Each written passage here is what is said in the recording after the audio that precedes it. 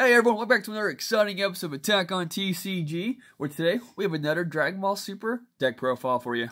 But not just any deck profile, this is actually one that was requested, it was a couple weeks ago. They asked if we could somehow do a cooler deck, or the deck featuring the cooler card, and the Frieza's Red Frieza's Army Reborn card. And at first I was kind of like, that's not going to work out. You need at least 6 red energy to get that to work. And then I remembered Cooler has a really cool ability. And I just used that pun, pretty much. Cooler and cool. It's not really a pun, but you know what? Leave me alone. But, like always, if you are a fan of the card game, hit that like and subscribe button. We try to bring out as many deck profiles as we can for you guys, and even deck duels. We have some cool stuff on our YouTube page as well if you want to check those out. Highly recommend it if you're a fan of D&D or even drinking. But let's get back into this particular deck profile. So, in order to get this one to work out what I felt like would be best, I'm doing a Shenron take on it. So I use the Sorbet and the Frieza leader. And with this particular leader, with the initial testing, it was really slow to get the Dragon Ball, so I had to do a few tests to this deck, a few tweaks to this deck to make it work the way I need it to work. But Sorbet's ability is that when one of your battle cards attacks, it gets plus 5,000 power for the duration of turn. And then you can choose one Dragon Ball from your deck or life, add it to your hand. Of course, you shuffle the areas you look through. With that being said, you want to go second with this deck, because if you go first, right there, you're wasting a turn. You're not going to be able to pull off like normal Shenron cards. You could just turn 1, get 2 Dragon Balls, boom, you're good to go. The payoff, though, is that this leader can attack. So, just a little nice extra push against your opponent, depending on what they're using and whatnot. But once you get all 7 Dragon Balls, you go ahead and flip this card over and you pull one desired card back from your drop zone and add it to your hand. Once flipped over, it gets a nice little normal 5,000 power boost, but he has 3 abilities. 1, draw 1 card. 2, choose 1 yellow or black desired card from your hand with energy cost less than or equal to your current energy and activate its main ability skill. Or you can remove all 7 Dragon Balls from your drop area, so you move from game. And if you do so, choose up to 2 of your opponent's battle cards and energy and switch them to rest mode. This card gets plus 15,000 power for the duration of the turn. So, in-game push, if your opponent has 2 energy left, you know they're probably saving for a sweet negate or something, activate this, if you're confident you're going to win this turn. Go ahead and use that final ability and put those 2 energies to rest so they can't rely on that. And then start your push from there on out. If they have anything that costs 1 to plus 10,000, or if it happens to be a negate, they can't do it anymore, which is pretty nice to help you out. But that is our leader. And like always, let's just get out of the way. It would not be a Shenron deck if we didn't play the 7 Dragon Balls. Now, at first, I had the 1-star ball in this deck. I opted to take it out because I added a few extra cards in here to help me with drawing. So I didn't want to waste energy on that. I also have cards in my deck that allow me to discard cards now. So the idea of dropping cards that I need to drop wasn't an issue anymore. So there's my 7 Dragon Balls. And it's pretty much a free play to get 1 draw. Nothing more. So with the leader card we have, we need to find a way to get more Dragon Balls than just trying to attack with battle cards. So Dragon Ball Seeker Sorbet. Auto. When you play this card from your hand, choose up to 1 Dragon Ball card from your deck and add it to your life, and then shuffle your deck. So the only thing about him, though, is that it has to be from your deck. You can't do it from your life. That's where you rely on your leader. So if you happen to go turn 2, or you're the second player to play, you pay energy, you drop him, you pull 1 from your deck, you attack with him, get the auto off from your leader, pull 1 from your life, you happen to have it there, and then attack your leader afterwards. So it's nice, 2 attacks, 2 Dragon Balls in your first turn. Now, the card I opted to add in after taking out the 1-star ball is actually the Fledgling Talent Pan. She has a nice ability. Once per turn, choose 1 card from your hand, place it into your dropper, and draw a card. So, with the cooler deck, there's a couple cards I need in the drop area in order to get their abilities to work out correctly. So, she comes in handy for that purpose right there. Or even potentially dropping my Frieza's the Red Frieza Army Reborn card. So, it's a nice little 1-drop, get that nice little effect, and she's not bad. I mean, it's 5,000 power, so my leader's ability, the auto, will still work for her as well, of course, until your leader awakens. So I don't actually have any real 2 energy cost cards that can be played as a battle card, so we go straight up to our 3 cost cards. And sorry guys, my throat got a little, hang on. Wow. Okay, sorry about that. So, we play Explorer Bulma. Great card, great card. So she has a 3 cost for 10,000, but her auto, when you play this card, place up to 2 cards from your top of your deck, so your drop zone. Now, it does say up to, which means you don't actually have to do that if you don't want to. Then choose up to 2 of your energy, switch them to active, and draw 1 card.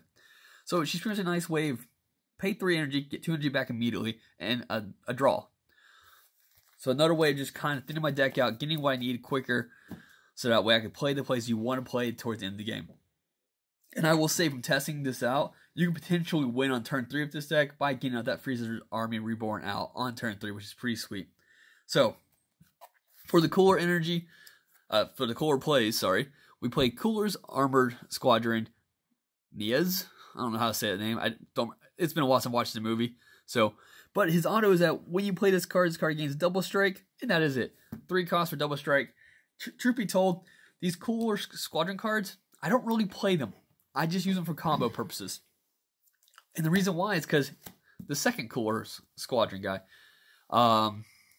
Door, he's a blocker, which, that's great, he's a blocker. But his auto, when this card is KO'd, remove this card from game, choose up to 1 Cooler Armor Squadron other than him from your drop area and play it. So when he dies from battle, he just goes out of game, and then it brings out a squadron from my drop zone. So like I said, these cards are meant for just comboing with or discarding with Pan. And the reason being is because our high level Cooler requires 3 of these guys to be in the drop zone in order to get the ability to work. That's actually the only ones I play, only because the other one, I'll show it real quick, I don't play this one because in order to combo with him, he's a 1 cost. So it just felt like it was filling up my deck more than I really needed it to fill up. And with all the draws, I haven't had a single issue getting at least 3 of these by turn 3. So the next cards, we'll get into our Cooler cards. We play 4 of these Secret Evolution Cooler, which, permanent, if there are 3 or more Cooler Armor Squadrons in your drop area, all Coolers in your hand gain 3 yellow to evolve into a Cooler. That's pretty sweet, because the idea is that you want to bring this guy out, and since we are playing a Shenron deck, you know we have Child's Wish. So ideally, one strategy is to combo with him, Child's Wish him to the field, hopefully by using your Leader's Awaken ability, and then immediately paying your 3 energy to drop the evolved form of Cooler, Blood of the Tyrant Clan. And his nice ability is that, besides Double Strike, he's an Activate main. Once per turn, remove 1 of your battle cards from the game. Choose up to 2 of your opponent's battle cards, switch them to rest. Choose 1 Cooler's Army Squadron or Frieza Clan, other than Cooler, from your drop area and play it. It does not specify a color. And because of that, is the reason why we play Frieza's Army Reborn. This is the card you want to pull with using this card. And like I said, you can do it on turn 3 by using Child's Wish if your Leader's Awaken, which is pretty sweet. And in case you're not aware, Frieza's Army of Reborn, which is the secret rare, which you only have 1 in your deck, but he has quadruple strike and permanent. When your life, well, the permanent doesn't really matter for this effect because it's when your life is 2 or less, reduce the energy cost by this card by 3, but you're never going to pay this card from your hand. But his auto is that when you play this card, your opponent reveals their hand, chooses up to 1 card, and you choose up to 1 card from your opponent's hand, place it into the drop area, then choose all of your opponent's battle cards with 40,000 power or less, ignoring barrier, and KO them.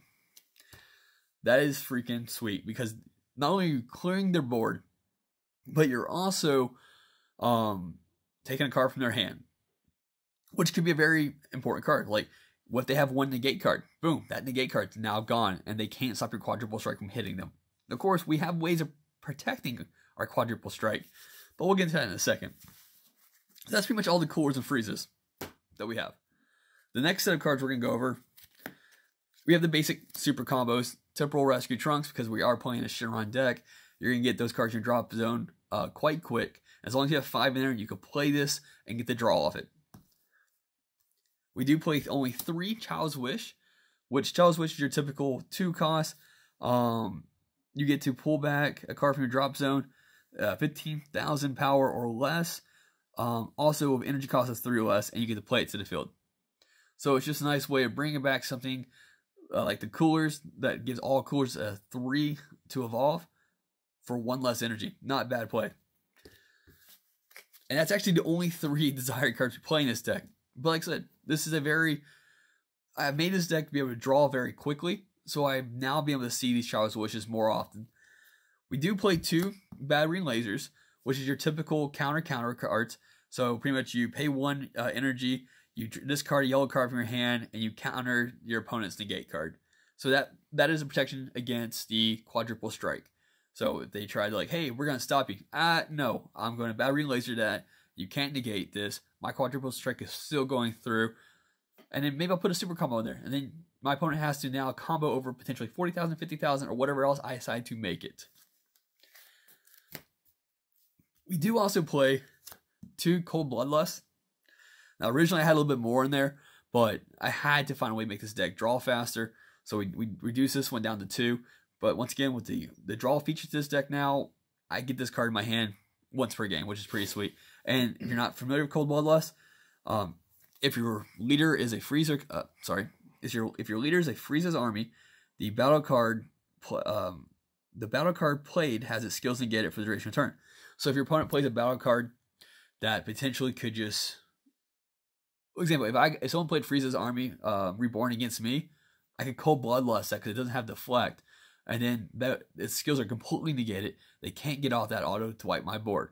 Or of course this works for any other card just the same, which is once again pretty nice. All right, so let's go ahead and put that one aside. And last but not least, we do have a few negate cards. We play 3 of the Flying Nimbuses.